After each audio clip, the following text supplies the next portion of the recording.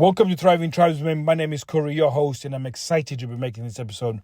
Today, I'm going to be talking to you guys about passive seduction, and it's something that we've discovered when we used to start dating girls. And I remember when I started getting results when I was a pickup artist, it was really exciting, and would exchange numbers.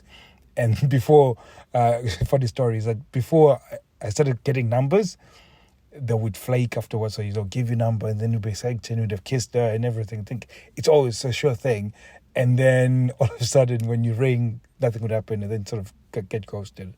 So I managed to get over that ghosting period where the women are actually turning up for the date, and I'll go for the date, and then all of a sudden, maybe things would be a bit frisky, would maybe kiss a little bit, and then I'll be literally outside my apartment and say, can you come in for a coffee, or would you like to come for a drink? And she would resist massively.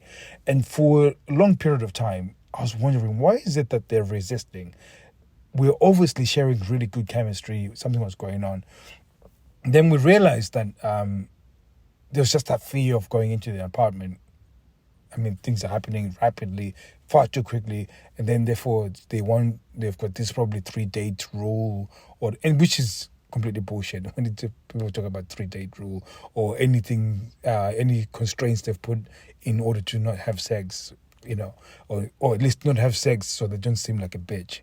So they would have all these constraints. So we decided we needed to do something in order to build a level of comfort for her to then go into the apartment.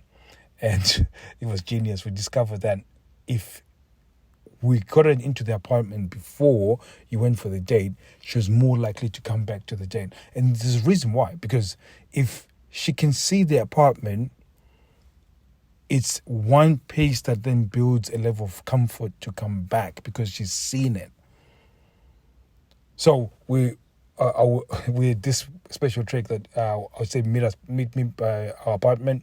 The restaurant that we'd go to was pretty close from where so it made sense for her to let me know when she's arrived outside my apartment for me to then come down.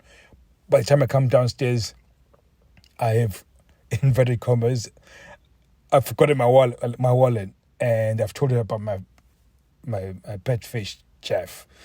So we'll then say, come and see my pet fish, Jeff. Come and say hello to Jeff while I get my wallet. Then she'll come over and then she'll see Jeff. And I'll be like, oh, I got my wallet, let's go. But what's happened is that she's seen the apartment. She's seen that it's clean, it's warm, it's comfortable, there's a comfortable sofa. And I've made it, and it was all tactical. So the way we did it, made sure that if it was winter, the apartment is already warm. So she's got stuff that she associates with it. And what that was, we called it passive seduction, is that by the time I'm going down the stairs, by the time we're walking down to the restaurant, even though we're engrossed in the conversation, she's half thinking about the apartment, what it looked like, if the things matched, all of those things. So she's really going through what we call passive seduction. So she's now seducing herself, or at least seeing herself within that place. So we'd continue on with the date. I'll then escalate it sexually, or even if it was just a normal conversation.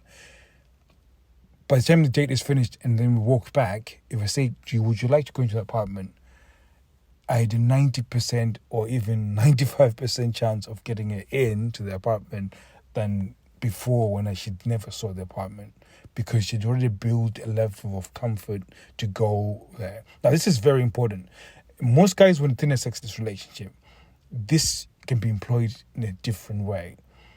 And I would like to tell you what that is, but it's so nuanced, because I would need to know a little bit more about your relationship. I would need to know a little bit how your woman responds to certain things, so it can give you the right plan on how you can implement passive seduction. So there's different ways. So I think I was speaking to a client recently. We're talking about adding massages. So you ask her, she's come from work, she's feeling a bit tired, she's feeling a bit stressed. Can I give you a massage?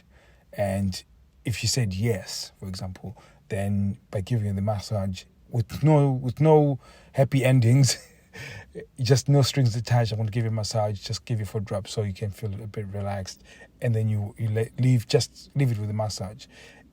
It begins the interaction of her feeling comfortable with just you touching her. And again, this is where it becomes the non-sexual hugging, the non-sexual stuff is a very important part to start the interactions of the dialogue sexually.